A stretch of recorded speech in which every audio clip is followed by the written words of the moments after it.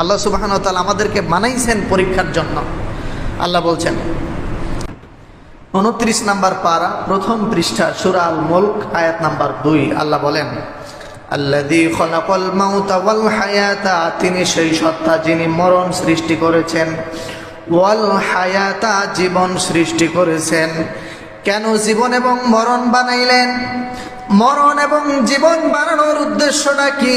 আল্লাহ বলেন, লিয়াবলুয়াকুম আইয়ুকুম আহসানু আমালা, যাতে করে আমি তোমাদেরকে পরীক্ষা করতে পারি তোমাদের মধ্যে আমলের দিক থেকে সর্বোত্তম ব্যক্তিকে। আমলের জাস্টিফাই করার জন্য, আমলের এক্সামিনেশন করার জন্য, আমলের দিক দিয়ে সবচেয়ে ভালো মানুষটাকে আইডেন্টিফাই করার জন্য আল্লাহ সুবহানাহু ওয়া তাআলা জীবন এবং মরণের এই ব্যক্তিকাল আমাদের বানাইছেন। আয়াতের শেষ অংশে বলেন, হুয়াল আজিজুল গফুর, তিনি প্রক্রমশালী, মহাপ্রক্রমশালী এবং ক্ষমাশীল, তিনি ক্ষমা করে দেন। আল্লাহ সুবহানাহু ওয়া তাআলা সূরা বাকারা আয়াত নাম্বার 155 and 56, 155 এবং 56 নম্বর আয়াতে বলেন, وَلَنَبْلُوَنَّكُمْ بِشَيْءٍ مِّنَ الْخَوْفِ وَالْجُوعِ وَنَقْصٍ مِّنَ الْأَمْوَالِ وَالْأَنفُسِ وَالثَّمَرَاتِ وَبَشِّرِ الصَّابِرِينَ।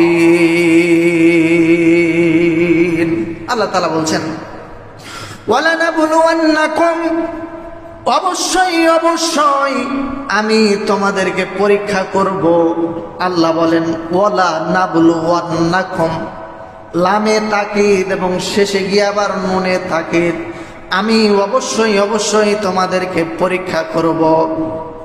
বিশাইয়্যিম মিনাল খাউফি ওয়াল জু'i ওয়া নাকসিম মিনাল আমওয়ালি ওয়াল আনফুসি ওয়াস সামারাত, ভয় দিয়ে পরীক্ষা করব, ক্ষুধা দিয়ে পরীক্ষা করব, ভীতি সঞ্চার করে পরীক্ষা করব, ক্ষুধা দিয়ে পরীক্ষা করব। ওয়া নাকসিম মিনাল আমওয়াল, ধন সম্পদ কেড়ে নিয়ে পরীক্ষা করব।